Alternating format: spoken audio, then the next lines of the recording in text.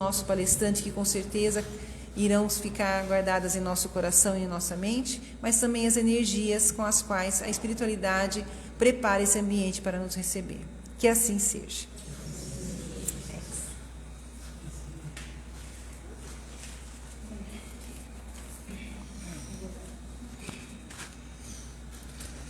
Boa noite a todos. Que a paz de Jesus seja conosco. Havia no alto da montanha 3 árvores que sonhavam que seriam depois de grandes. A primeira, olhando para as estrelas, disse: quando eu crescer, eu serei um baú em que terão os maiores tesouros do mundo. A segunda, olhando para o riacho, disse: quando eu crescer, eu serei o navio e conduzirei reis e rainhas para todos os cantos. A terceira, olhando o vale do alto da montanha, disse o seguinte: eu desejo ficar aqui no alto da montanha, mas brilhando de tal forma que quando todos olharem para mim, se lembrem de Deus. Passou-se o tempo, apareceram alguns lenhadores, nada ecológicos, e cortaram as árvores. E, no entanto, a tristeza foi muito profunda para essas árvores, porque a primeira virou um mero coxo de alimentar animais. A segunda, um barco que conduzia pescadores e peixes todos os dias. E a terceira, apesar de querer ficar no alto da montanha, foi levado para baixo num depósito, cortado em grossas vigas e jogado no canto nesse depósito. Tudo aquilo que elas desejaram, elas não conseguiram. No entanto, numa certa noite, cheia de luz e estrelas, onde haviam 1000 melodias no ar, uma jovem mulher colocou seu neném recém-nascido naquele coxo, e a árvore então começou a entender que ela carregava o maior tesouro do mundo. De fato, Jesus é o maior tesouro que o mundo recebeu em todos os tempos. No entanto, quando nós falamos de Jesus, é necessário desmistificar a sua figura, colocá-la na realidade de quem é verdadeiramente Jesus. Em O Livro dos Espíritos, Kardec perguntou qual foi o ser mais puro que pisou a face da terra, o ser mais perfeito que pisou a face da terra. E os Espíritos respondem: vede Jesus. Mas para nós entendermos essa grandiosidade de Jesus, é necessário o estudo da doutrina espírita. Alguns detalhes. Vamos assim colocar dessa forma. Primeiro lugar, existe na página 80, aproximadamente, que depende de edição para edição, de O Livro dos Espíritos, a chamada escala espírita, em que há um triângulo, em que há uma subdivisão de ordens, da terceira, segunda e primeira ordem. A terceira ordem seria a ordem dos espíritos inferiores, em que o materialismo sobrepuja o espiritualismo, que o mal sobrepuja o bem. Essas são as características dos seres da terceira ordem, que são os espíritos pseudo-sábios, os neutros, os impuros, os espíritos batedores ou zombeteiros. São 5 subclasses, que nós estamos lá incluídos. E que o nosso orbe também. Por isso que o nosso orbe de expiações e provas traz essas características. Ou seja, o nosso planeta é um planeta de terceira ordem. Para ser muito bonzinho, né? Depois da segunda ordem, existe a ordem dos espíritos superiores. E aí há uma confusão que comumente se realiza. Muitas vezes nós confundimos espírito puro com espírito superior. São espíritos, são ordens diferentes na humanidade. Nós podemos colocar como exemplo espíritos superiores Buda, Krishna, Lao Tse, Confúcio e tantos outros que pisaram a face da terra. Estes são espíritos superiores. Agora, Jesus não foi um espírito superior que pisou a face da terra. Ele foi um espírito puro, que está em outra ordem. Os espíritos superiores, eles também são divididos em 5 subitens, de sabedoria, sábios, de ciência, e aí vai. É uma grande subdivisão. E quando nós fazemos essa subdivisão, é bom a gente destacar aqui, porque muita gente acha que espírito superior é só religioso. é só monge, padre, frei, essas coisas. Não é assim que funciona. O espírito superior, ele o é em todas as áreas. Um cientista que cria um medicamento, que cria uma técnica, que cria uma vacina, que vá mudar o mundo e curar o mundo, ele é o espírito superior. Um músico, um poeta, um escritor, um governante que seja justo, que transforme a humanidade, todos esses serão espíritos superiores. Agora, espíritos puros, o espírito puro é a primeira ordem da escala espírita. Não há subdivisões. O espírito puro é aquele que alcançou todos os patamares da progressão espiritual. Ele alcançou tudo que tinha que alcançar. Nós falamos que esses espíritos alcançaram a perfeição relativa, porque perfeição absoluta somente Deus tem. Deus, nós não temos como classificar se ele é um espírito, se ele não é. Eu, na minha concepção dos meus estudos, acredito que ele não seja. Ele criou os espíritos, mas ele não é um espírito. Mas o que nós sabemos? Nós não sabemos. Por quê? Porque nós não somos espíritos puros. Os únicos que conhecem Deus e entendem suas determinações são os espíritos puros. Quando o espírito se torna um espírito puro, vamos dizer que ele entra nos jardins de Deus. Passa a compreender a grandeza do Criador e, entendendo suas diretrizes, eles podem receber a delegação de poder de Deus para com eles e eles comandarem a transformação e a construção do universo. Então Jesus é esse tipo de espírito. É um espírito que alcançou a perfeição relativa, que alcançou o grau máximo da perfeição, e vale só um adendo aqui. Os espíritos que chegam ao nível de espírito puro, quando eles adentram os jardins de Deus, eles não deixam de evoluir. Porque os espíritos dizem que não se para de evoluir. Ele simplesmente chega num patamar em que se alcança todas as ciências. Mas nós sabemos tudo o que há de saber? Não sabemos. Assim como o universo é infinito, o conhecimento também o é. Também o é. O único que sabe tudo é Deus. Então, Jesus é um dos milhões de milhares de espíritos puros que existem no universo. Existe uma comunidade de espíritos puros no universo, responsáveis por muitas coisas, principalmente pela formação de globos, de astros, de galáxias.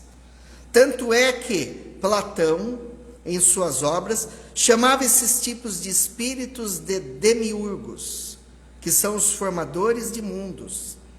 André Luiz, no livro Evolução em Dois Mundos, os chamam de co-criadores em plano maior com Deus, porque eles são responsáveis por grandes criações do universo. Criação, organização e controle desses globos ou dessas galáxias. Em grego, eles são chamados de Christos. Em hebraico, eles são chamados de Mexiá. Daí veio o termo Messias. Então, Jesus é um desses espíritos. Então, a gente começa a entender na diferença dele para conosco. Acho que dá para entender, né?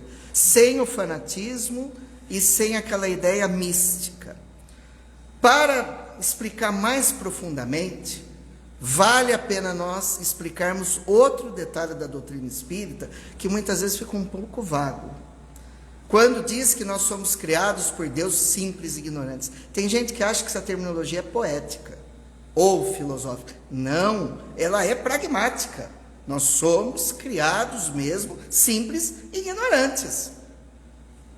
Como simples e ignorantes? Zerados. Nós somos uma criação zerada, que vai ser preenchida de conhecimento, de moralidade, ao longo das reencarnações. E como isso funciona?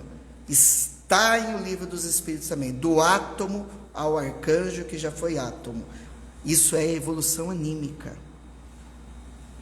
Para vocês terem uma ideia, o simples ignorante, vamos dizer na Terra, que é o planeta que a gente conhece, o corpúsculo físico que o espírito recebe como seu primeiro corpúsculo é de uma ameba,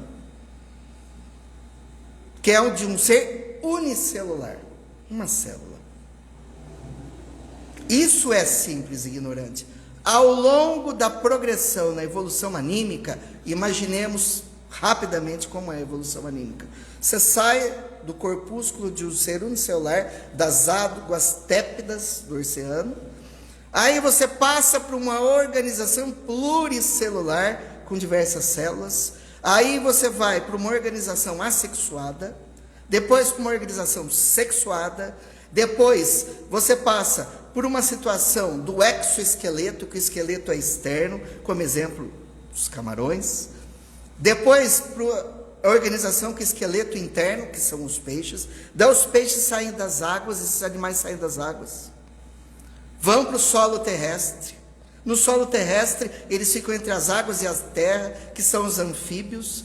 Depois eles se implantam como seres terrestres, como o mamífero bípede. Depois de ser ovíparo, se transforma no mamífero bípede. Depois, aliás, quadrúpede, depois o bípede. E do bípede ele tem a qualificação para sair da escala animal para ir para a escala hominal. Os espíritos dizem que a distância dos animais para os homens é a mesma distância dos homens para Deus. Então, ó, quanto tempo demora a evolução para você chegar no reino nominal que nós estamos agora. Quanto que nós caminhamos e progredimos para chegar onde estamos hoje. E ainda estamos na metade do caminho, muito longe. Vamos dizer então da seguinte maneira: o nosso planeta tem só, é um planeta jovem, nosso planeta, ele tem só 4,5 bilhões de anos. 4,5 bilhões de anos. Isso é a idade de um planeta novo, jovem. Ele só começou a sua maioridade quando Jesus veio à Terra. Emmanuel nos informa no livro A Caminho da Luz. Vamos supor que nós tenhamos sido criados, porque a maioria de nós foi criado em outro orbe, em outro planeta de outra galáxia, e depois reencarnamos ao longo do tempo na Terra. Porque a maioria de nós não começa a sua reencarnação na Terra e termina na Terra, porque há muitas moradas na casa do meu pai. Mas vamos supor que nós começamos a nossa criação na Terra há 4,5 bilhões de anos.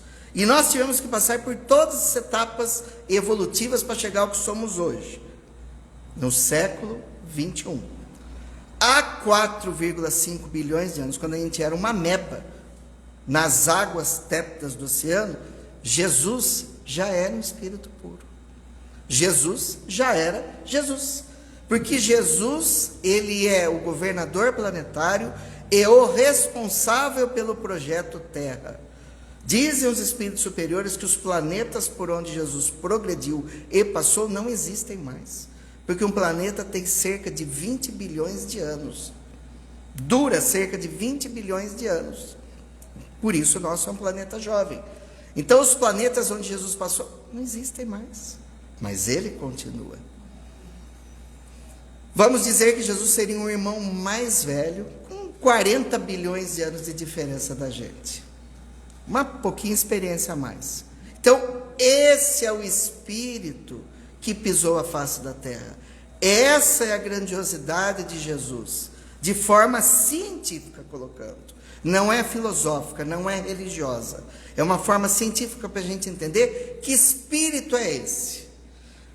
É até poético no livro A Caminho da Luz, quando Emmanuel diz o seguinte: rezam as tradições do mundo espiritual que na direção de todos os fenômenos do nosso sistema existe uma comunidade de espíritos puros e eleitos pelo Senhor Supremo do Universo, em cujas mãos se conservam as rédeas diretoras da vida de todas as coletividades planetárias.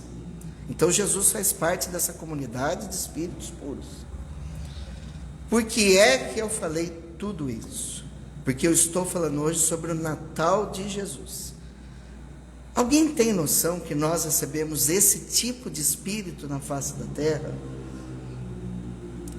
A grande questão é, o que a Luciana já antecipou aqui, que nós fizemos dele ao longo do tempo. É aí que a porca torce o rabo. O que nós fizemos de Jesus? Porque nós passamos entre essênios, entre mesopotâmicos, entre indianos, egípcios, entre romanos e gregos. Nós passamos entre todos os povos, adorando e odiando a Jesus. Mas o que a humanidade fez de Jesus ao longo dos tempos? Verdadeiramente falando, gente, segundo a historiografia oficial acadêmica, poucas pessoas sabem disso, mas na época que Jesus aparece na terra, era uma época de Messias pelo mundo, principalmente onde Jesus apareceu. Diz a historiografia oficial que, igual a Jesus, na época, tinham 6 parecido com ele. Vocês podem depois, na hora que vocês saírem daqui, pesquisar um deles, que é Apolônio de Tiana. Quem não conhece a história de Apolônio de Tiana, pesquise. É um espírito grandiosíssimo que pisou a face da terra. E dizem que Constantino podia ter escolhido ele, podia ter escolhido outro, que seria a figura de Jesus. Que foi uma coincidência, que foi sorte. Mas nós sabemos, como Joana de Ângeles orienta, que sorte ou coincidência é a mão invisível de Deus conduzindo os fatos para que eles alcancem o seu determinado fim. A gente sabe que não existe coincidência nem sorte. Por quê? Porque poucas pessoas sabem, mas Jesus aparece na historiografia por causa de um imperador romano. Se fosse só por ele ou por causa da Judéia, ele não apareceria. Veja como que Deus é grandioso, né? Ele pega o inimigo, a pessoa pouco provável, e a faz condutora daquilo que deva acontecer. Numa certa feita, Constantino, que era extremamente místico, extremamente medroso, extremamente perdido em suas ideias, ele estava para ter uma batalha às portas de Roma contra Maxêncio. Na noite anterior dessa batalha, ele sonha com uma cruz no espaço brilhante. No seu tormento, quando ele acorda daquele sonho, ele diz: Jesus estará conosco nessa batalha, nos conduzirá e venceremos a batalha. Olha que ideia perturbada, que Jesus ia conduzir ele para ganhar a batalha. Ele fica tão certo dessa realidade, que ele manda os seus soldados pintarem uma cruz nos escudos. E não é que eles ganham a batalha, e ele sai vitorioso, e ele passa a adorar Jesus mais que os outros deuses do panteão romano. Olha que coisa impressionante. Essa é a sorte que a história fala. A mãe dele, sabedora da vitória romana, manda erguer igrejas em homenagem a Jesus no Império Romano. O mais interessante de tudo, que agora é muito chocante, eles procuram uma data para homenagear Jesus, mas teria que ser uma data que juntasse o maior número de pessoas possível, uma data importante. E eles separam o período do solstício de inverno na Europa, que é o dia 25 de dezembro, que seria o dia do deus Saturno. Eles soterram, escondem Saturno e colocam o dia de nascimento de Jesus nesse dia. Tanto é que os santos, na sua totalidade, é comemorado a data de morte. Somente Jesus é comemorado o seu nascimento. Então, a data de nascimento, a data de comemoração é de Saturno, não é de nascimento de Jesus. Porque Jesus não nasceu no dia 25 de dezembro. Jesus nasceu no mês de Nissan, que é entre março e abril, que é o mesmo período em que ele foi morto também. Então, vocês veem que confusão que foi isso. Da mesma forma que o Império Romano, tendo absorvido o conhecimento cristão e o aceitado, e ter acontecido tudo isso, foi bom para a propagação do cristianismo, também aconteceram coisas horrorosas. Por isso, quando eu pergunto o que nós fizemos de Jesus, é necessário esse conhecimento. Porque Constantino libera a prática cristã, porque os cristãos eram proibidos de praticar o cristianismo. Eles tinham que realizar a prática em catacumbas. senão eles poderiam ser presos e mortos. Constantino libera a prática cristã, mas é depois Justiniano que transforma o cristianismo como religião oficial do Estado romano. E é aí que as coisas pioram de vez. Porque daí nasce a Igreja Católica Apostólica Romana. Como se os romanos, parece, né, que eles abriram mão do paganismo, de sua cultura, de suas práticas, agora nós vamos ser cristãos. Não foi assim que aconteceu. Os romanos são caracterizados por absorverem um pouco de cada cultura que eles tinham contato. Cada um eles absorviam. Por isso tornou-se um império tão poderoso. O que eles fizeram com o cristianismo? Eles fizeram o que a gente chama de sincretismo religioso.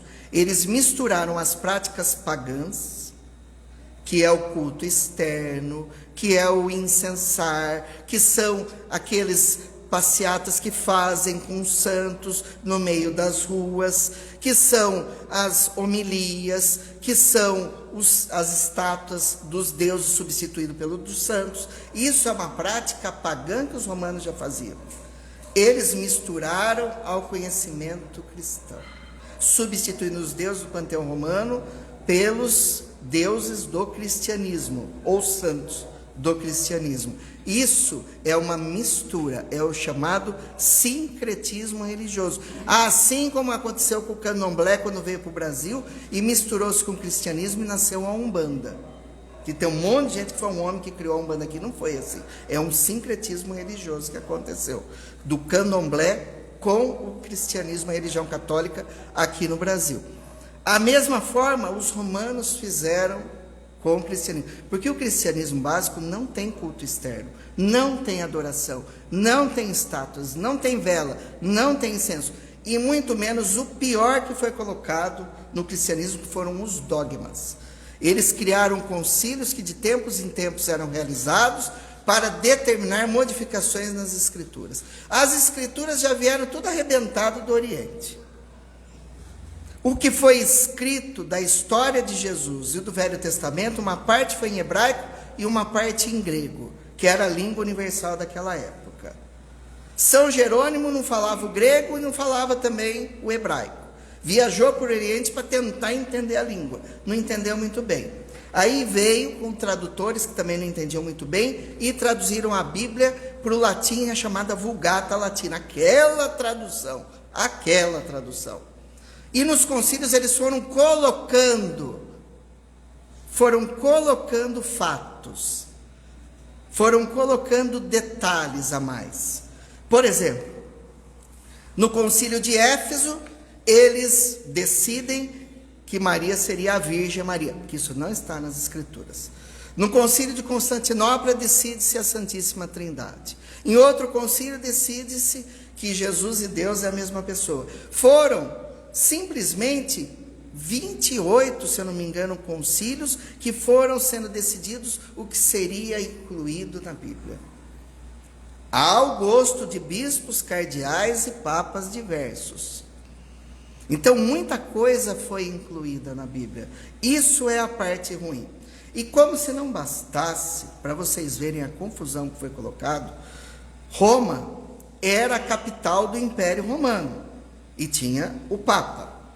No entanto, chegou um momento que o imperador ele não conseguiu conduzir o Império Romano inteiro por causa da sua extensão. Então, ele cria duas capitais, uma em Roma e uma em Constantinopla, que foi o antigo Império Bizantino. Aí tem 2 imperadores e 2 papas. Aí do lado do Ocidente fica a Igreja Católica Apostólica Romana, e depois no Oriente fica a igreja, que hoje é chamada Igreja Ortodoxa Grega. Cada um com suas regras. 2 igrejas cristãs, como se não bastasse uma. Olha a bagunça, já modificaram uma, modificaram a outra. E elas entram em conflito para definir qual seria mais importante no Império Romano. É gente brigando dentro da mesma casa. Tanto que acontece o chamado cisma do Oriente, que é a briga das 2 igrejas cristãs. Como se não bastasse toda essa bagunça dogmática, ainda aparecem depois, no começo da Idade Média, na Alta Idade Média, as cruzadas. As cruzadas é quando um bando de loucos se une para propagar o cristianismo no Oriente e para tomar Jerusalém, que os turco-otomanos eram donos. O primeiro, gente, foi um bando de loucos que se juntou, sem se organizar, e foi para o Oriente lutar contra o exército saladino. Foram devastados. Eles estavam tão enlouquecidos, tão loucascos, que na batalha eles matavam turco-otomano, matavam cristãos, eles nem sabiam que eles estavam lutando. Porque lá no Oriente tinha cristão também. Então eles não sabiam que eles matavam. Mataram todo mundo. E também acabaram sendo mortos. A segunda foi mais organizada. Mas teve coisa muito terrível. A quarta cruzada, os cruzados saem de Roma, vão até Veneza, não tem dinheiro para pagar os impostos, daí eles decidem saquear Veneza, e depois eles resolvem dar uma passadinha por Constantinopla, que é cristã, e saquear a igreja cristã do Oriente. Saquear a igreja de Constantinopla. E provocar morticínios. Eles nem chegaram em Jerusalém, só foram saquear, só foram roubar. Aí eles voltaram, para ter caixa para poder fazer novas viagens e novas cruzadas. A gente pode levar a sério uma coisa dessa? É difícil, né? Entre a quinta e a sexta cruzada, tem a chamada cruzada das crianças ou dos inocentes, em que não tinha homem para mandar para o Oriente. Aí eles mandam crianças. As que não morrem no caminho de frio e fome, morrem por causa do exército de Saladino. Obviamente. Foram 9 cruzadas sanguinárias para propagar o cristianismo. Tudo isso que foi feito foi em nome de Jesus. Como se Jesus fosse o nome que se pensasse em guerra. Como se isso fosse novo também, né, gente? Como se ninguém fizesse isso até hoje, né? Se não bastasse, Martinho Lutero resolve se revoltar contra a igreja, escreve as 95 teses e começa a reforma protestante no planeta, que seria um movimento dos espíritos para tirar a igreja dessa situação grave que ela colocava o cristianismo e ter uma voz para se opor. Mas eles mesmos se perdem também. Mas a reforma protestante foi interessante, porque muitos literatos, cientistas, estudiosos saem da reforma protestante para influenciar o resto do mundo. A Igreja Católica não gosta da situação, e Inácio de Loyola, santo, que de santo não tinha nada, porque ele era um outro loucaço, obsedado, cria a chamada Companhia de Jesus, que é daí que vem os jesuítas. Foi uma das companhias mais sangrentas e horrorosas da face da terra. Porque os que vieram para o Brasil, os jesuítas que vieram para o Brasil, eles eram light, eles eram bonzinhos. Até ajudaram os índios aqui. Mas os da Europa só criaram o Tribunal do Santo Ofício, que torturava e matava quem não era cristão. Lembremos da noite de São Bartolomeu, é isso? Fugiu o nome. Essa noite, sob os ditames de Catarina de Médicis, os cristãos matam 5.000 huguenotes em Paris. 5.000. Os huguenotes são os protestantes de hoje. Tudo isso de acordo com os ditames da igreja e no nome de Jesus. Para vocês verem como é um grupo de loucos, de obsedados. E aí nós nos perguntamos, o que nós fizemos de Jesus? É isso que nós fizemos de Jesus? Nós utilizamos o nome dele para justificar guerras, para matar os nossos irmãos. Justamente Jesus, que veio pregar a paz, a organização e a ordem, que veio pregar o amor. Como nós temos o descaramento de fazer isso com a figura de Jesus? Aí tem uma passagem no livro Cartas e Crônicas do Espírito Humberto de Campos, que Humberto de Campos encontra Judas.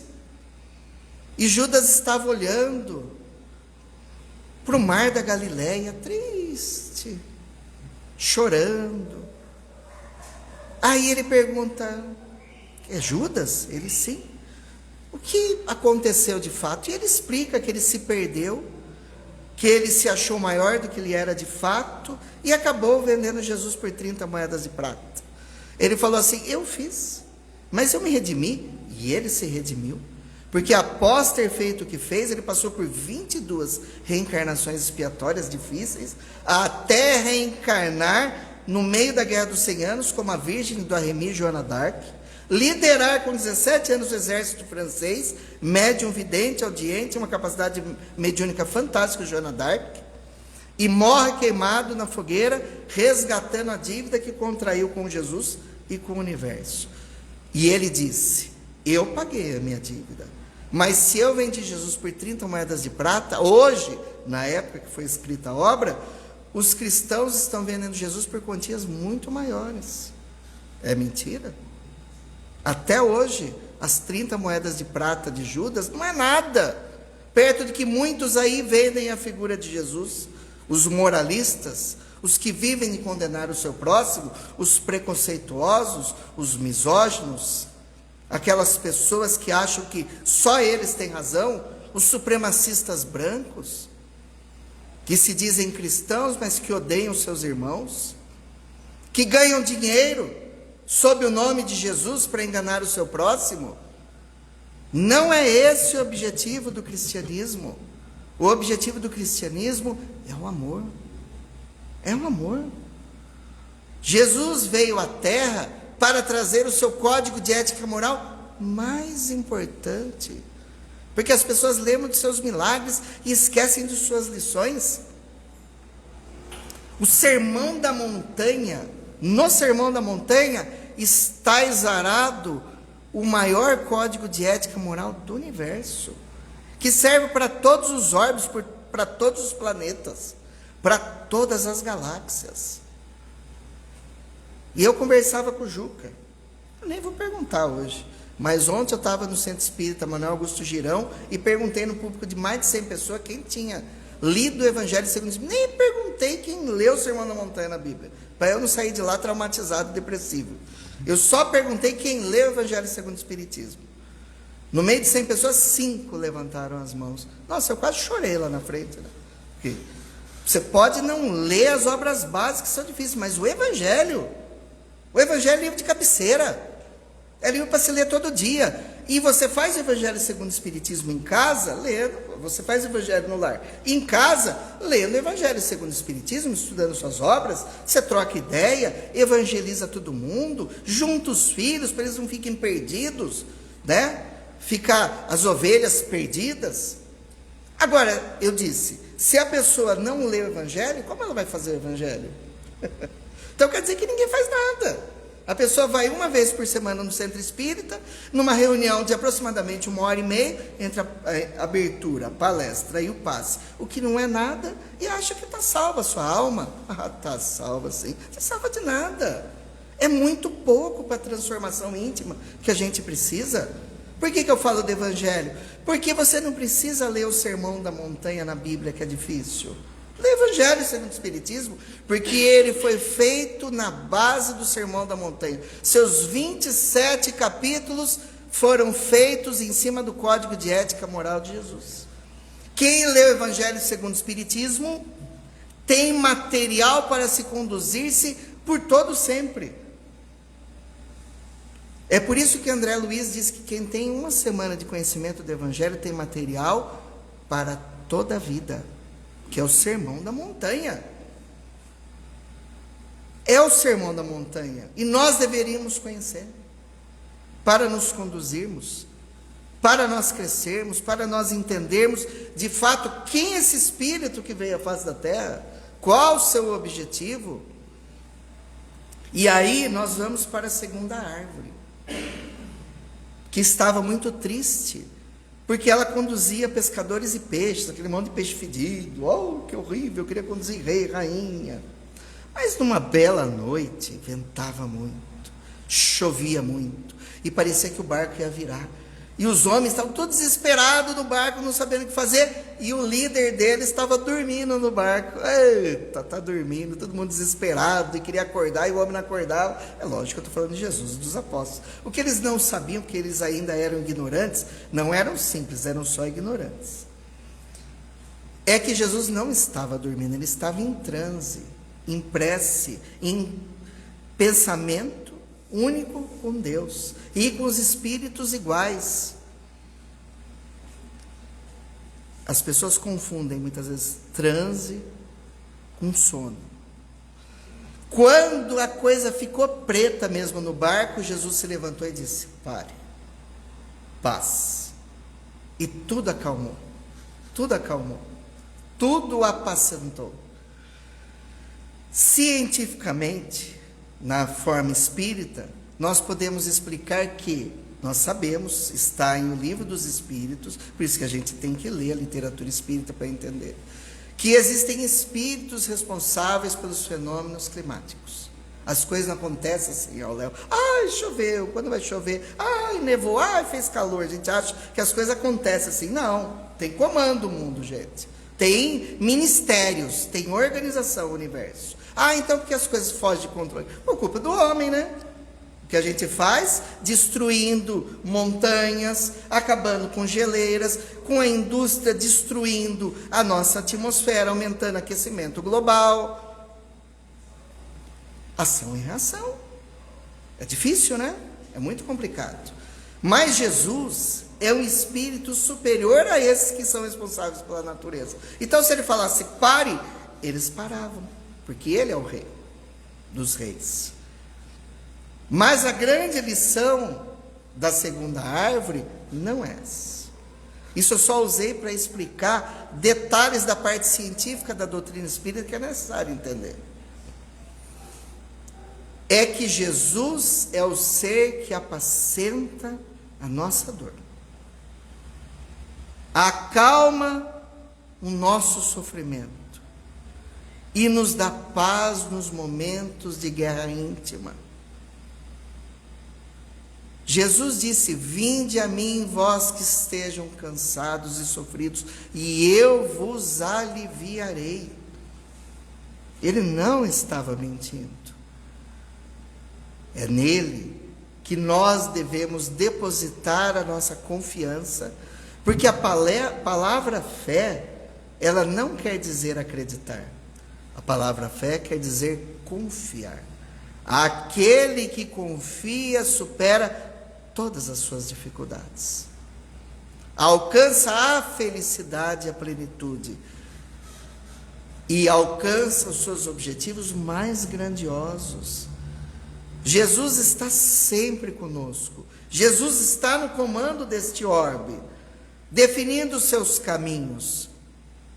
É óbvio que ele fica muito triste em ver que os homens ainda se odeiam tanto. Que o Brasil, que foi chamado por Humberto de Campos de coração do mundo, pátria do Evangelho, ainda não é o coração do mundo, nem a pátria do Evangelho. Muito longe disso.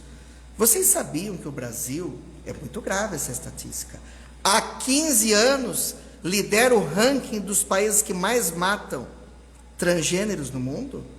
O Brasil. O coração do mundo é pátria do Evangelho.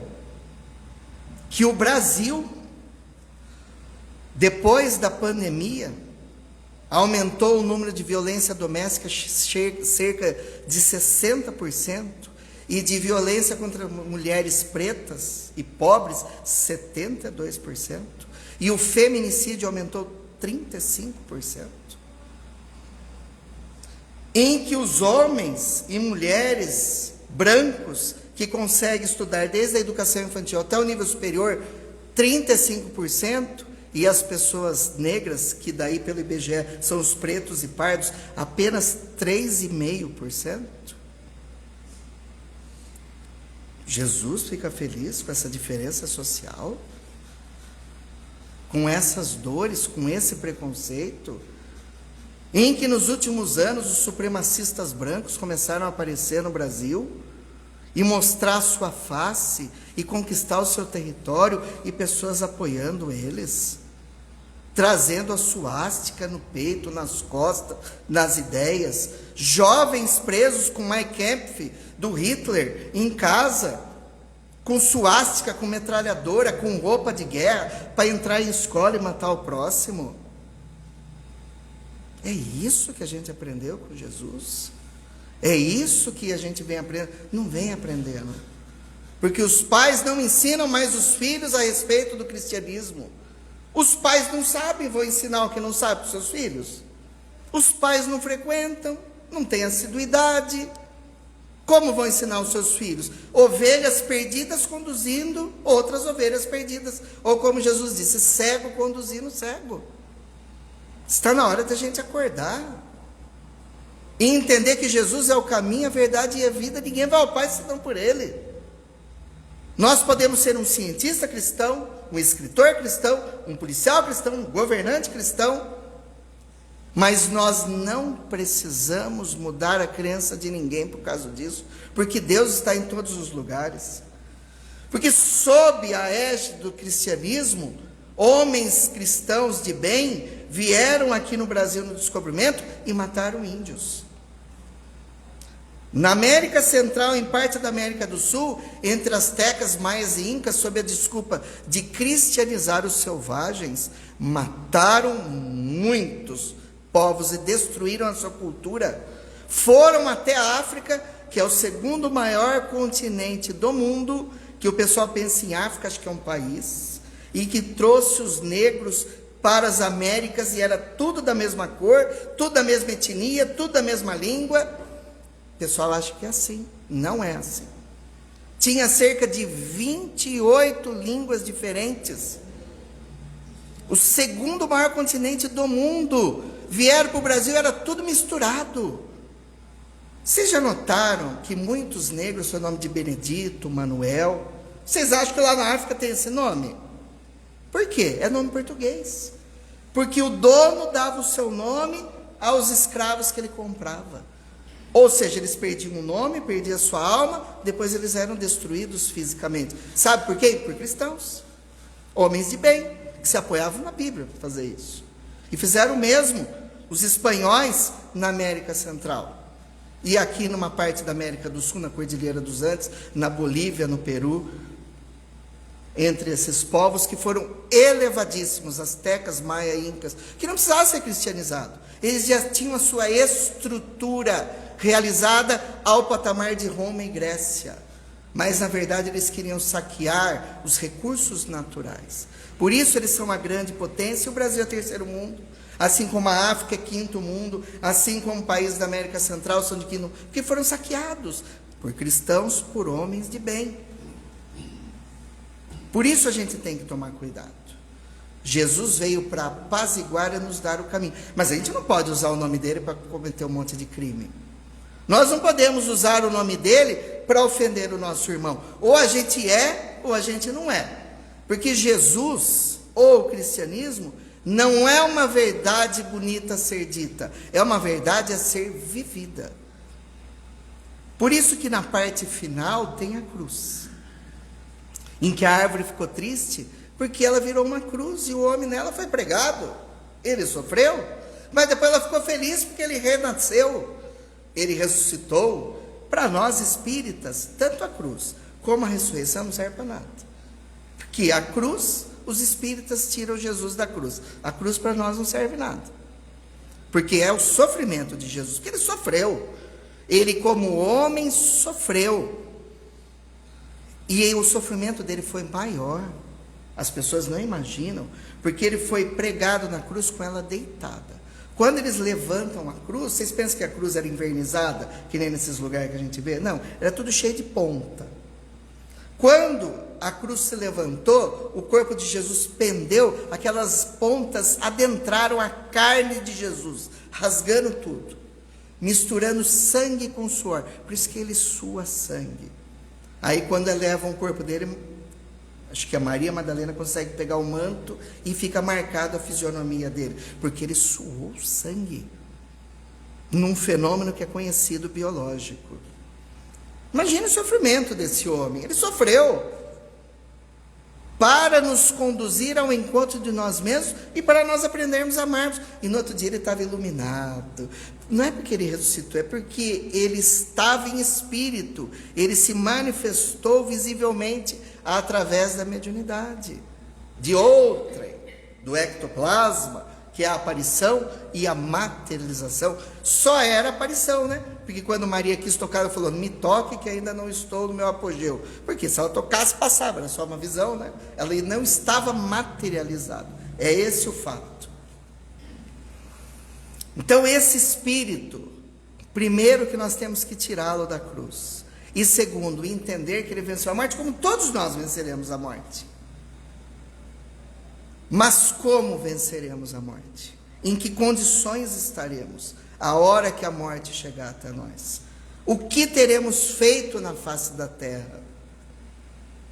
É por isso que quando chega esse período do Natal, nós temos que comemorar o Natal de Jesus. E ultimamente, olha, eu estou quase completando 50 anos. Há uns 20, 30 anos aproximadamente, eu não vejo ser comemorado o Natal de Jesus. Nós saímos às ruas. Antigamente a gente via na TV, eram filmes bíblicos, era Rei dos Reis, a maior história do mundo, eram filmes maravilhosos, séries sobre Jesus. Hoje não tem nada. Nada. Sabe o que tem? Papai Noel. Porque a gente fica até intoxicado de tanto Papai Noel. Para tudo quanto é canto. Para tudo quanto é canto. Substituíram Jesus por um mito, que foi Papai Noel. Tanto é que eu vi uma piadinha no Facebook, que achei bonitinha.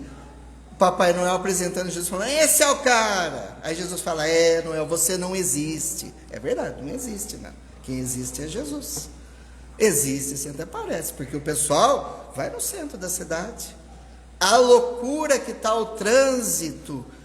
Parece que a gente está comemorando o nosso aniversário, não é? Que a gente vai comprar comes e bebes diversos, presentes para a gente, ou para quem a gente ama, ou para quem a gente desama, não é obrigado a comprar. Dos amigos secretos aí da vida, que a pessoa não quer participar, daí a pessoa é obrigada, daí recebe o que não gosta, fica aborrecido e vai embora ainda, que é uma desgraça. Porque é uma caridade, e é uma grandiosidade saber presentear os outros. Não precisa ser um presente caro, mas tem que ser um bom presente, porque vai mostrar o quanto você tem de afeto pela outra pessoa. Agora, vai no amigo secreto, a pessoa te dá um par de meia, comprado no Xing Ling, ainda aquela que esgarça na primeira usada. Ave Maria, né, gente? Aí é horrível, né? É horrível. Mas parece que o aniversário é nosso. Parece que a festa é nossa. Nós agimos, sabe como? O bicão que entra numa festa de aniversário, dá uma mordida no bolo, come um pedaço suculento do peru, estoura champanhe e bebe, e nem cumprimenta o aniversariante. Nós esquecemos dele. Nós simplesmente esquecemos dele. Ah, mas então o espiritismo, isso eu estou falando. Nem eu, que eu não posso condenar a ninguém, porque eu sou condenado. Nem o espiritismo condena festa nenhuma. Eu adoro festa. Comes e bebes, ai que delícia. Confraternizações é maravilhoso. A comida e a bebida é uma desculpa para as pessoas se unirem, porque no mundo de hoje ninguém tem tempo para ninguém. É tudo pelo celular, né? Abreviado. As pessoas não sabem mais ler e escrever direito, porque é tudo abreviado, não tem carinho, não tem emoção, não tem empatia, é tudo rápido. Ave Maria, falta o abraço, o carinho. Por isso que chega na casa espírita, o pessoal fica feliz com o abraço, porque nem sabe o que é isso lá fora, é uma língua desconhecida, vai ver que é aramaico, ninguém sabe o que quer dizer a palavra abraço, porque não se tem isso lá fora, mas nas festas tem, que é uma desculpa para você ser feliz. Comer, beber, não tem problema nenhum. Nós seríamos hipócritas em condenar algo desse tipo, haja vista que o primeiro milagre de Jesus foi numa festa de casamento e que ele foi obrigado a transformar água em vinho para não deixar os noivos em situação difícil. Não tem problema nenhum, desde que não esqueçamos a data de quem que é. Desde que nós não esqueçamos qual o motivo que nós estamos nos reunindo. No Natal, diferente do Ano Novo, nós nos unimos em família, é uma festa família. A cidade fica tranquila na noite de Natal. É diferente do Ano Novo, porque é o momento da família repensar o significado da família. Pessoas que não se conversam vão lá e conversam. Pessoas que se odeiam muitas vezes se reconciliam. Os espíritos, eles vêm ao seio dos encarnados visitá-los e festejá-los no período do Natal, porque eles são lembrados. E nós precisamos entender como nós sairemos da vida esquecíveis ou inesquecíveis. Muitos são esquecíveis. A gente vai, cumprimenta, conversa, passa, vai embora, nunca mais a gente lembra. Mas existem aqueles que são inesquecíveis, que a gente nunca mais esquece, que fazem diferença na nossa vida. Cada um de nós pode e deve ser inesquecível na vida de alguém, que seja na ceia de Natal, que seja no decorrer do ano, que seja no ano novo. É necessário a gente fazer um retrospecto de nossas atitudes e saber o que nós iremos melhorar para a nova etapa, para a nova temporada, para o novo ano. Porque não dá para a gente voltar atrás e fazer um novo começo, mas nós podemos começar agora e fazer um fim melhor. Está em nossas mãos. Quando nós fazemos a ceia de Natal, você já imaginou quanta comida sobra? É muita coisa, gente. É vergonhosa a quantidade de comida que sobra. Aí você enche os potes, né, os tapuer, ou os potes de sorvete de comida, manda para os parentes e ainda sobra um monte. É fácil. Tem um monte de gente passando fome na rua. E a miséria e a fome aumentou muito nos últimos anos. Então não fica muito difícil de encontrar um miserável. Ontem eu tinha colocado lixo na rua e aconteceu uma coisa tristíssima. Porque aqui no centro da cidade, os dependentes químicos, eles abrem os lixos para procurar material reciclado para vender. Então eles rasgam, fazem um furdunço. Um deles eu vi da minha sacada, abrindo o meu lixo, e tinha aquele papel que envolve um panetone. Ele pegou para ver, porque papéis não bolam, ele pegou aquele papel e lambeu ele para ver se tinha um resto de panetone. Do lixo ele tirou. Eu vi ele fazendo isso. E nós jogando comida fora no lixo, porque a comida é velha. Então, como do almoço, não como na janta. Eu como num dia, não como no outro dia. Banda de frescura, né? Vai ficar 3 dias com o estômago doendo de fome para você ver o que você come. Come tudo, até giló você come. Nós precisamos ter mais humanidade. Aquilo que sobrar, dar ao nosso próximo. E se não sobrar nada, comprar e dar para os outros, porque a gente tem condição disso. Nós temos possibilidades de alimentar o nosso próximo. Esse é o Natal de Jesus. Comecemos no nosso lar, na fraternidade, no amor e na humanidade, entre aqueles que nos são caros. Depois a gente vai para o mundo. Mas não precisa ser o mundo lá na Ásia, na Síria. Não, aqui em Piracicaba mesmo, no nosso bairro, na nossa rua. Para finalizar, 2 estrofes de Carmen Sinira pela psicografia de Francisco Cândido Xavier. Natal, o mundo é todo um lar festivo, claros guios vibram em bando, e Jesus continua procurando a humilde manjedoura do amor vivo. Natal, eis a divina redenção, regozija-te, canta renovado, mas não negues ao mestre desprezado a estalagem do próprio coração. Que tenhamos um Natal de luz. Vamos sair dessa loucura, dessa balbúrdia, e vamos trazer as pessoas amadas para o nosso lado, fazer valer a pena esse momento, e começar 2024 felizes e plenos, e sem consciência de culpa, de culpa e de culpa. Obrigado a todos, que Deus os abençoe. Obrigado.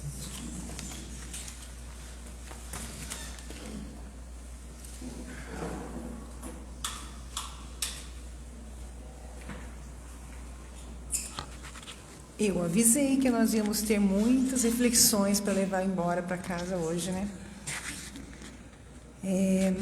Você comentou, né, Alex, a respeito de uma coisa que você viu na internet. Eu vi também esses dias uma reflexão que dizia que a casa que nós temos tanto apego, daqui a 30, 40 anos, vai estar habitada por pessoas que nós nem conhecemos e que sequer se importam se um dia nós habitamos né? O carro que você tanto gosta, talvez daqui a 10 anos esteja sendo dirigido, se ele existir ainda, por pessoas que você nem imagina quem sejam. Então, a gente precisa realmente fazer uma reflexão e eleger os verdadeiros valores que nós queremos cultivar nos nossos corações, né? As pessoas que a gente tem que dar atenção. Muitas vezes a gente valoriza coisas que não nos engrandecem. Muito obrigada pela reflexão, que a gente possa transformar o nosso Natal, não só em dezembro, mas a gente pode ter Natal o ano todo, né? Hoje ali na nossa reflexão que a gente faz a abertura, o tema foi fora da caridade não há salvação.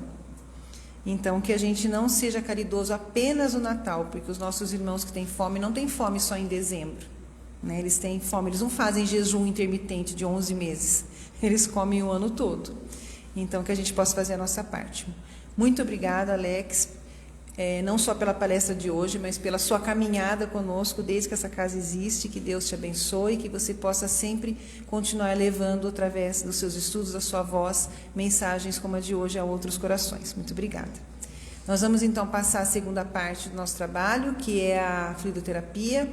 O Mário vai conduzi-los até a câmara, podem aguardar sentados, mas antes vamos fazer a nossa oração de agradecimento por tudo que nós recebemos hoje, pelos ensinamentos, pelas reflexões que o nosso companheiro Alex nos trouxe, que elas possam estar bem nítidas em nossos pensamentos e que possam se refletir nas nossas atitudes, que nós possamos ter aproveitado as energias que estão nos envolvendo, que elas possam nos auxiliar no nosso dia a dia a termos mais empatia, porque a empatia é um sentimento que está em falta no nosso dia a dia. Muitas vezes nós não conseguimos nos colocar no lugar do outro e nos colocamos como juízes de atitudes, de comportamentos, sem ao menos mensurar que aquilo que nós estamos condenando o nosso irmão é fruto de sofrimento, de desespero. Então, que nós possamos olhar para o próximo como Jesus nos recomendou, com um olhar de amor, com um olhar de acolhimento, com um olhar daquele que deseja conceder algum benefício que seja ao seu alcance. Que possamos retornar aos nossos lares, levando daqui essa reflexão tão oportuna e também os fluidos que aqui recebemos dos nossos irmãos espirituais. Que assim seja.